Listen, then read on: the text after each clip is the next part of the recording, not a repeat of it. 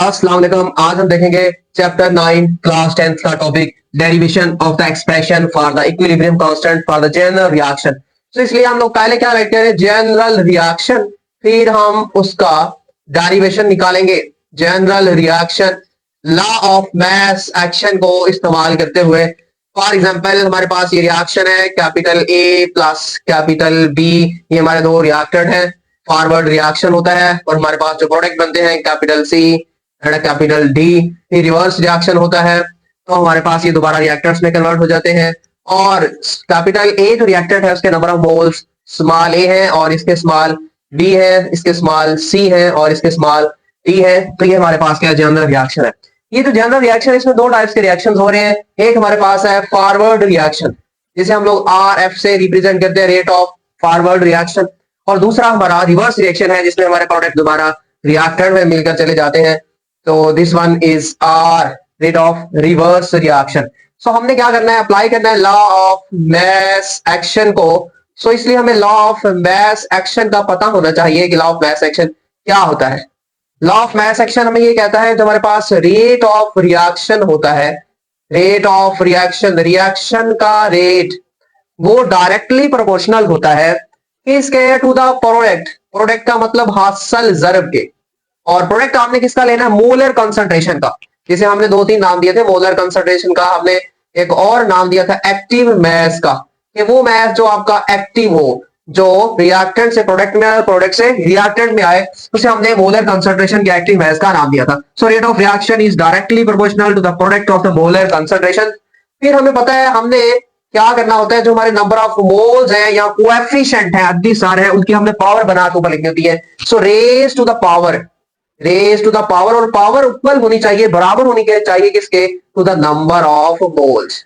जो balanced chemical equation में number of moles है उनके बराबर क्या होनी चाहिए, पावर होनी चाहिए। तो हम लोग क्या बोलेंगे, बैलेंस्ड केमिकल इक्वेशन। तो हमारे पास डेफिनेशन क्या ये बनेगी, according to the law of mass action, the rate of reaction is directly proportional to the product of the molar concentrations of reactants raised to the power equal to the number of moles in the balanced chemical equation। और molar concentration आपने किसके लेनी है, उन substances की जो क्या कर रही है, आपस में रिएक्ट कर रही है। तो अभी हम बात करते हैं फॉरवर्ड रिएक्शन की। ये फॉरवर्ड रिएक्शन में क्या होता है, तो फॉरवर्ड रिएक्शन में हमारे रिएक्टेंट आपस में मिलकर इसमें आ जाते हैं, प्रोडक्ट में आ जाते हैं। तो इसलिए rate of forward reaction, rate of forward reaction वो डायरेक्टली प्रोपोर्शनल होगा किसके, रिएक्टेंट के प्रोडक्ट के, रिएक्टेंट का जब हम हासिल ज़र्ब लेंगे उसके। और फिर हमारे पास ये जो नंबर ऑफ मोल्स है ये क्या बनेगी, इनकी पावर, स्मॉल ए स्मॉल बी। यही तो हमने बोला कि हमने रिएक्टिंग सब्सटेंस का हासिल ज़र्ब लेना है और जो उनके नंबर ऑफ मोल्स हैं उनको हमने कुव्वत बनाकर, पावर बनाकर ऊपर लिखना है। फिर हम प्रोपोर्शनैलिटी साइन को खत्म करके वहां लगाएंगे कांस्टेंट। सो रेट को हम लोग रिप्रेजेंट करते हैं कैपिटल आर से, फॉरवर्ड के लिए हम लोग लिखेंगे स्मॉल एफ। तो यहाँ इस साइन को खत्म किया, कांस्टेंट लगाया, उसका नाम है के एफ, के एफ। और बाकी तो हमारा यही आ जाएगा कैपिटल ए, और ये हमारे पास नंबर ऑफ मोल्स इसके कैपिटल बी, और ये इसके नंबर ऑफ मोल्स। अब इसका नाम क्या हुआ, specific rate constant for the forward reaction. F हमारे पास क्या है, specific rate constant for the forward reaction, specific rate constant, और किसके लिए, फॉरवर्ड रिएक्शन के लिए, specific rate constant for the forward reaction. तो ये हमने डिस्कस कर लिया कि इसको फॉरवर्ड रिएक्शन को। इसके बाद हम डिस्कस करेंगे रिवर्स रिएक्शन को। रिवर्स रिएक्शन में हमारे पास क्या होता है, सो वेरी इंपॉर्टेंट। अब रिवर्स रिएक्शन में एक्चुअली क्या होगा, हमारे जो प्रोडक्ट है वो दोबारा मिलकर किसमें जाएंगे, रिएक्टेंट में जाएंगे। सो इसलिए rate of reverse reaction, rate of reverse reaction वो डायरेक्टली प्रोपोर्शनल होगा इसके, टू द प्रोडक्ट, हासिल ज़र्ब के, और हासिल ज़र्ब किसका, प्रोडक्ट्स का, सी, और इधर हमारा क्या आएगा, डी। फिर हम जो नंबर ऑफ मोल्स हैं वो कुव्वत बनाकर ऊपर लिखेंगे। सो इधर स्मॉल सी और इधर हमारा क्या आएगा, स्मॉल डी आएगा। सो रेट को हम लोग रिप्रेजेंट करेंगे कैपिटल आर से, और रिवर्स के लिए हम लोग क्या लिखेंगे, स्मॉल आर। इस साइन को खत्म करेंगे, प्रोपोर्शनैलिटी साइन को, तो इधर हमारा क्या बनेगा, के आर। के आर क्या है, specific rate constant for the reverse reaction. आपने चेंज क्या करना है, जहां लिखा हुआ है फॉरवर्ड वहां आपने जस्ट क्या राइट करना है, रिवर्स। तो क्या बोलेंगे, specific rate constant for the reverse reaction.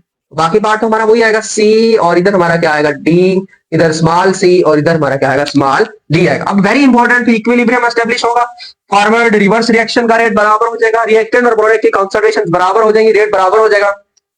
इसलिए रेट ऑफ फॉरवर्ड रिएक्शन किसके बराबर हुआ, रेट ऑफ रिवर्स रिएक्शन के। तो अगर हम इसे क्वेश्चन नंबर 1 का नाम दें, इसे हम क्वेश्चन नंबर 2 का नाम दें, सो क्वेश्चन नंबर 1 एंड 2 की लेफ्ट साइड भी बराबर, at equilibrium rate of forward reaction बराबर हुआ रेट ऑफ रिवर्स रिएक्शन के, तो ऑटोमेटिकली जो हमारे पास राइट साइड है वो भी क्या हो जाएगी, बराबर हो जाएगी। सो के एफ हमारे पास क्या बनेगा, capital A small A, capital B small B is equal to इसके के आर, इधर हमारे पास सी, इधर हमारे पास क्या D is equal to C and D की पावर। और देखें राइट साइड किसके बराबर आ गई, राइट साइड के बराबर आ गई। नेक्स्ट अपने हमने क्या करना है, जो हमारे कांस्टेंट्स हैं उनको हमने एक साइड पे कर लेना है।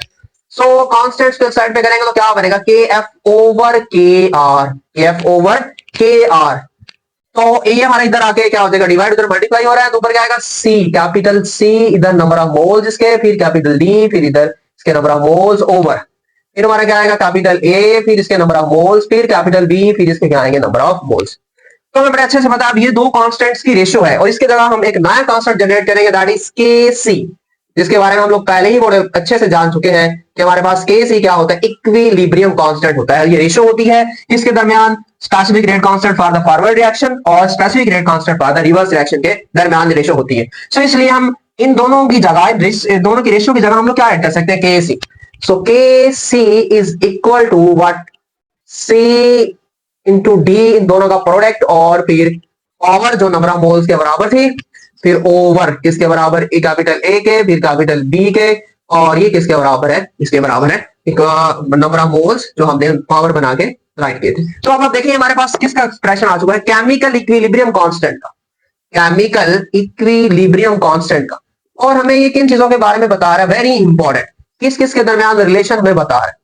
एक तो केमिकल इक्विलिब्रियम कांस्टेंट के दरमियान रेशियो, इक्विलिब्रियम कांस्टेंट के दरमियान रेशियो, और दूसरा कंसंट्रेशन किसकी, प्रोडक्ट्स की, उसके दरमियान रिलेशन, फिर रिएक्टेंट की जो कंसंट्रेशन उसके दरमियान रिलेशन। सिंपल कहें तो इक्विलिब्रियम कांस्टेंट और प्रोडक्ट की कंसंट्रेशन और रिएक्टेंट की कंसंट्रेशन, तीनों के दरमियान हमें क्या बनाता है, बताता है, रिलेशन बताता है। So this is the derivation of the expression for equilibrium constant for the general reaction. For the general reaction हमने equilibrium constant expression जो है वो derive कर लिया। और इससे नेक्स्ट लेक्चर में हम लोग कुछ एग्जांपल्स देखेंगे, और उनके हम लोग क्या देखेंगे, equilibrium constant expressions. So stay connected with your खूबसूरत चैनल इल्म डॉट।